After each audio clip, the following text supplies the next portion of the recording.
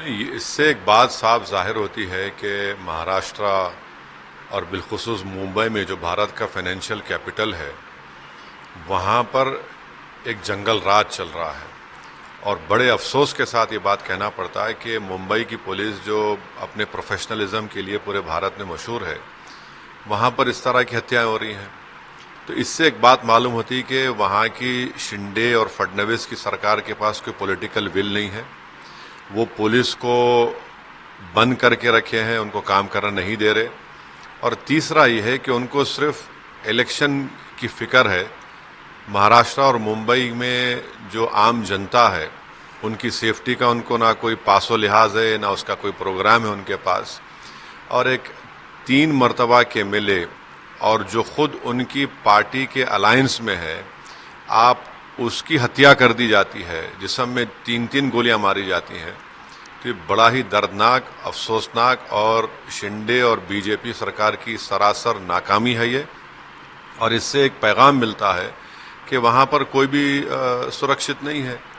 आप ये दूसरी हत्या हो गई है उनके अलायंस के पार्टनर की, जब आप अपने ही गुट के लोगों को नहीं बचा पा रहे हैं। और मालूम ही हो रहा है कि मरहूम एक्स एमएलए साहब ने, बाबा सिद्दीकी साहब ने लिखकर भी दिया था कि उनको थ्रेट है, तो उसके बावजूद भी उनको कोई सिक्योरिटी नहीं प्रोवाइड करे। तो ये कंप्लीट पॉलिटिकल फेलियर है, लॉ एंड ऑर्डर का फेलियर है, और ये बहुत बड़ी कॉन्स्पिरेसी है। और मुझे नहीं लगता कि वहाँ की मौजूदा सरकार इस कॉन्स्पिरेसी को अनरेवल करना चाहेगी या कर सकेगी।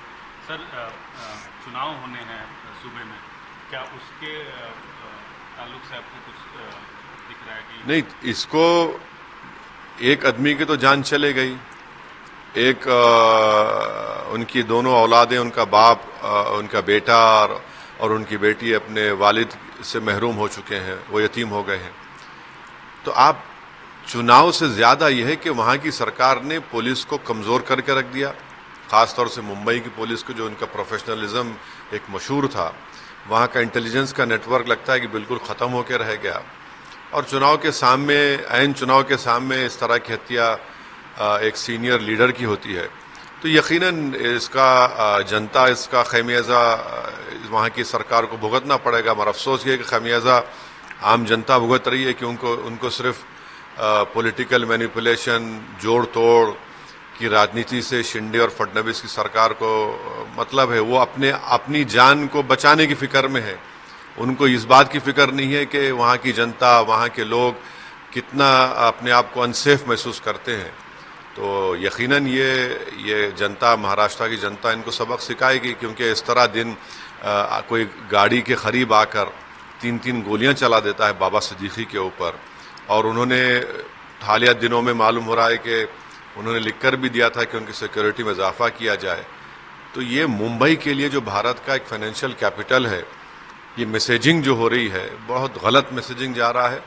और इसकी पूरी जिम्मेदारी मेरी नज़र में वहाँ की सरकार पर आयद होती है। और यकीनन ये आने वाले चुनाव में लॉ एंड ऑर्डर का मसला और इनका सेलेक्टिव कानून का इस्तेमाल, या फिर आंखें बंद कर लेना उन लोगों के खिलाफ जो कानून अपने हाथ में लेते हैं, जो गाली देते हैं, जो हिंसा की बात करते हैं, जो धर्म संसद करके गाली देते हैं। कोई सरकार कोई काम ही नहीं कर रही, सिर्फ अपनी चमड़ी बचाने के लिए काम कर रहे हैं। तो यही हालात पैदा होने वाले हैं महाराष्ट्र में, और इसका खमियाजा भुगतना पड़ेगा विधानसभा के चुनाव में।